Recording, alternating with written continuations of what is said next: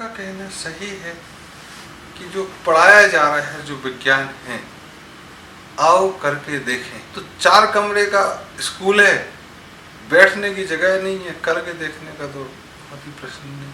फिर चीज़ें जो किताब में लिखी हैं वैसे ही करने की ज़रूरत थोड़ी कि एक आंसर लिखा हुआ है किताब में वैसे ही आप कर रहे हैं। उसके दूसरे तरीके भी हो सकते हैं, उसकी शिक्षा ही। तो दृष्टिकोण जो है वो वैज्ञानिक नहीं बनाया जाता, वो रटने वाला तोता रटंत जैसा दृष्टिकोण बनाने की कोशिश की जाती कि एक बार जो न्यूटन ने देखा कि फल गिरा और नियम निकाल लिए, अरे भाई फल उछाल के भी तो देखो कभी क्या होता है। किसी को सिर पे मार के भी देखना चाहें तो बच्चों को छूट होनी चाहिए कि भाई वो रिएक्शन कितना होता है, वो डर के भाग जाता है या पिटाई लगाता है या आम को लौटा के मारता है। अरे पेड़ से ही क्यों गिरा रहे हो हमेशा आम को। तो ये करने की छूट तब होगी जब खुला होगा, टीचर भी माइंड सेट वो होगा। अभी शिक्षा में ये है कि टीचर इंफॉर्मेशन सेंटर हो गए, कॉलेज से निकले और वो टीचर बन गए, अनुभव है नहीं, बच्चों पे चिल्लाने लगते। धीरे धीरे टीचर भी सैडिस्ट हो जाते हैं, दुखी आत्मा, अधिकांश पागलपन के शिकार है, जीवन का अनुभव नहीं, पढ़ाने आ रहे हैं तो क्या पढ़ाएं। तो एक पूरा का पूरा माइंडसेट जो वैज्ञानिक होना चाहिए वो है नहीं। ज़्यादा ना जाते हुए हम एक छोटा सा उदाहरण देते हैं जो मेरे साथ भी था। दिल्ली में जहाँ मैं नौकरी करता था, एक बहुत बड़ा कंपनी भारत का, उसका एक पावर हाउस, वहाँ एक इंडिया के सबसे अच्छे कॉलेजों में से एक के 20 बच्चे और उनके प्रोफेसर विजिट करने के लिए आए और वो मेरे पास आए। तो बोले इन बच्चों को कुछ कुछ बता दो। मैंने कहा हाँ जरूर, बिजली के बारे में जो पूछना है हम बताने की कोशिश करेंगे जितना हमको पता है। तो जैसे हम बताना शुरू करें वो प्रोफेसर बीच में बोलना शुरू कर दें, देखो बच्चे ऐसा होता है ऐसा। 3 या 4 मिनट ऐसा चला कि 2-3 बार प्रोफेसर ने बीच में। तब हमने उनसे आग्रह किया कि अगर आपको ही बताना था तो यहाँ तक लाने की तकलीफ क्यों उठाई, आप अपने ही लैब में बता दें। तब उन्होंने कहा नहीं वहाँ पे पावर प्लांट नहीं था ना। तो मैंने कहा फिर अगर आए हो इस कारण तो अब थोड़ी सी चुप्पी साधो, जितना आप बता रहे हो। तब उन्होंने कहा कि हम आपकी ही कंपनी में 2-4 वर्ष काम नहीं किए। मैंने कहा तब तो आपको और भी चुप रहना चाहिए था, अपने साथी की सामर्थ्य पर भरोसा रखना चाहिए था और इस बात पर भी भरोसा रखना चाहिए कि 10-15 वर्षों में कुछ बदला होगा जो शायद आप भूल रहे होंगे बताना। तब वह जो टीचरों का दृष्टिकोण है वो वैज्ञानिक नहीं रहा, वो एक सुपर डुपर समझने की कोशिश कि मुझे सब ज्ञान है और जो फील्ड में काम कर रहा उसको कुछ नहीं। जबकि फील्ड में काम करने वाला भी बारीकियों को समझता है। कई बार तो ऐसा भी कहते हैं कि जब नौकरी पे लोग आते हैं कि चलो पढ़ के आ गए, एक माइंड सेट तुम्हारा डेवलप हो गया, लेकिन इस बात का ध्यान रखो कि जो तुमने पढ़ा है ना उसमें से सिर्फ 10% ही यहाँ काम आएगा। और कई बार वो 10% कॉलेज नहीं पढ़ाते, जो 90% वो पढ़ाते हैं वो इंडस्ट्रीज में काम नहीं आता और 10% वो पढ़ाते नहीं जो काम आना है। लोग इंडस्ट्रीज से रिटायर हो जाते हैं, कायदे से उनको कॉलेज में जाना चाहिए और पढ़ाने में बहुत मेहनत तो करनी नहीं। तो 60 बरस की उम्र में टीचरों को कॉलेज में जाना चाहिए जबकि वो रिटायर होते हैं। उनके लिए नौकरी है, पढ़ाने के लिए एक सहिष्णुता, एक साहस, एक धैर्य और बच्चों को आगे बढ़ाने की इच्छा होनी चाहिए, सहृदय होना चाहिए। ऐसे लोगों को जिनको अनुभव है उनको पढ़ाना चाहिए। तब वह बताएंगे कि वैज्ञानिक दृष्टिकोण होता क्या है, क्योंकि जीवन में उन्होंने करके देखा है और विज्ञान आओ करके देखे क्या क्यों कैसे आपके क्लासरूम से नहीं चल सकता। तो जो पूरा का पूरा माइंडसेट है, और केवल भारत की बात नहीं कर रहे, ये कमोबेश अधिकांश देशों में है, 1-2 को छोड़ के। जैसे जर्मनी का एक इंस्टीट्यूट का नाम सुना है, max Planck institute of social science.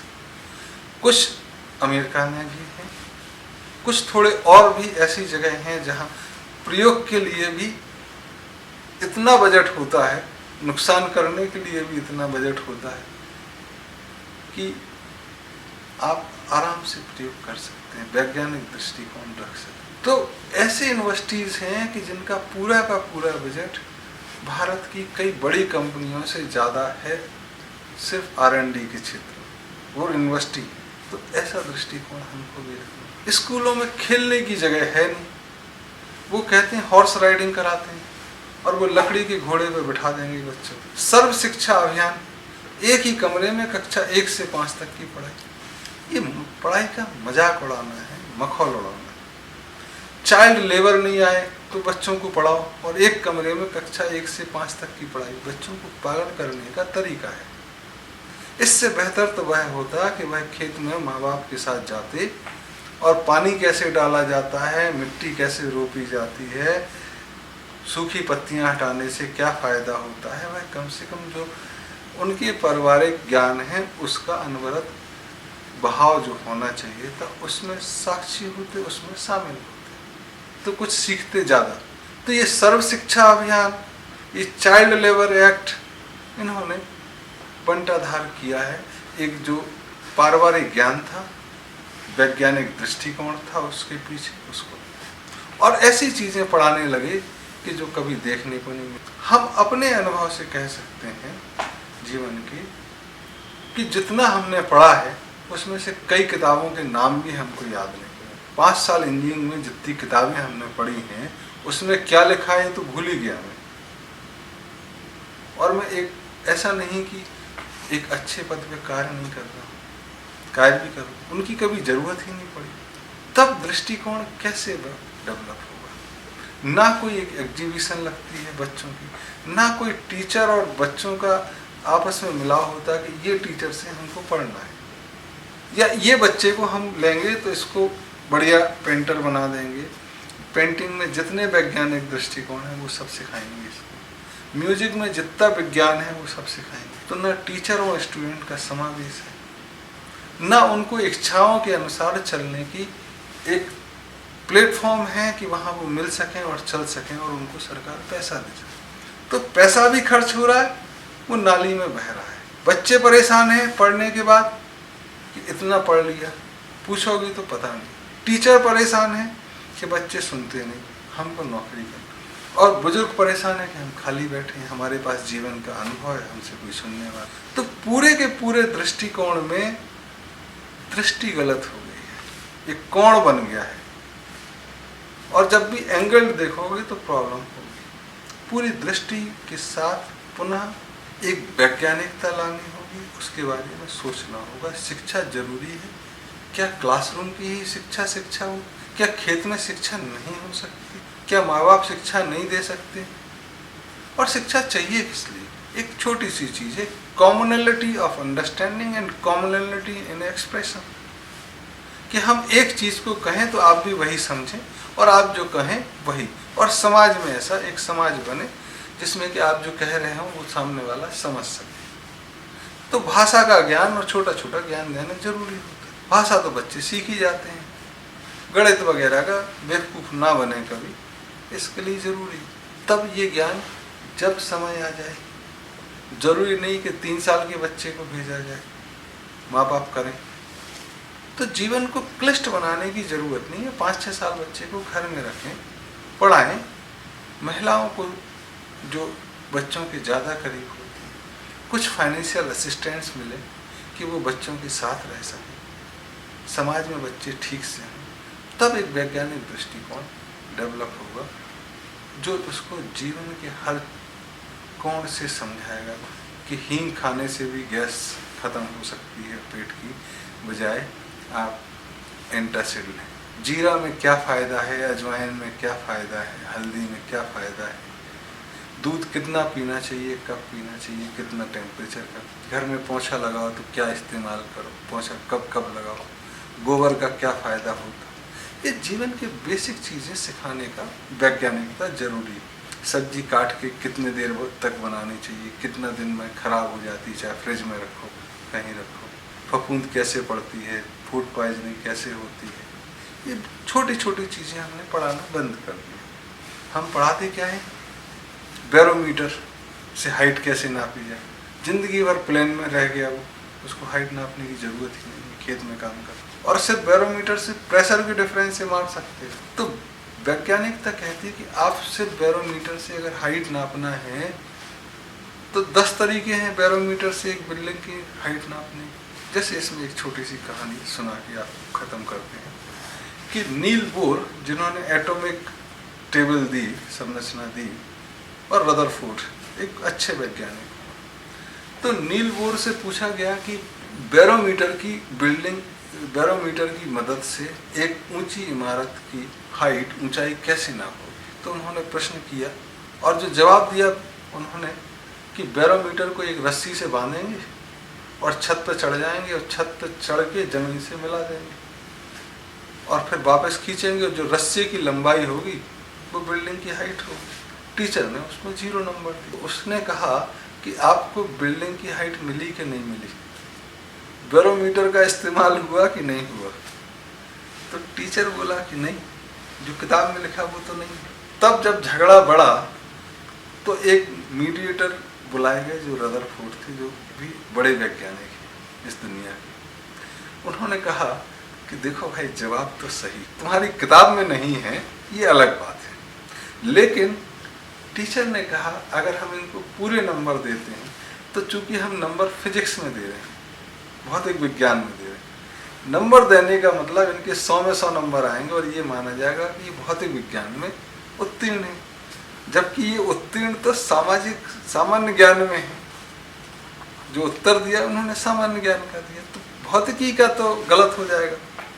तब रदरफोर्ड ने कहा कि चलो तुमको एक बार और मौका देते हैं, 10 मिनट का समय देंगे, और अगर तुमने लिख दिया कि बैरोमीटर से कैसे नापेंगे बिल्डिंग की हाइट, तो हम तुमको पूरे नंबर। नील बोर ने अगले 10 मिनट में जो उत्तर लिखे वो ऐसे थे कि बैरोमीटर को हाथ में पकड़ेंगे, सीढ़ी पे चढ़ते जाएंगे, एक एक निशान लगाते जाएंगे, जितने निशान लगेंगे वो मल्टीप्लाई कर देंगे और मल्टीप्लिकेशन बिल्डिंग की हाइट होगी।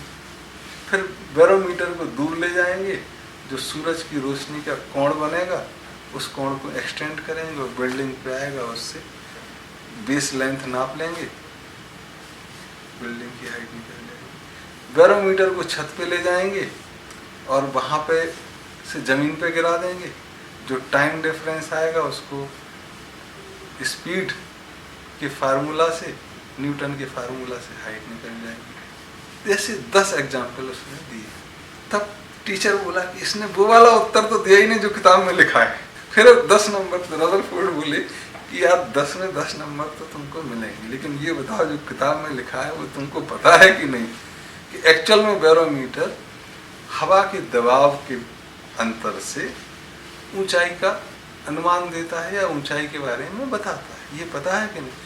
बोले मुझे पता है, लेकिन ये दृष्टिकोण वैज्ञानिक, और मुझे नफरत है उन चीज़ों से कि लोग कहते हैं वैसा ही सोचें जैसा लिखा।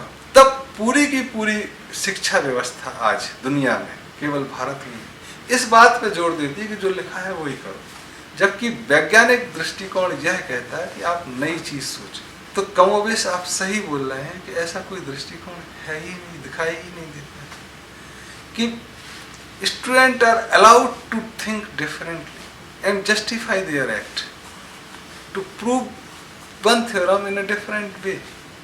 That would have been a way of realization, experiencing of further knowledge.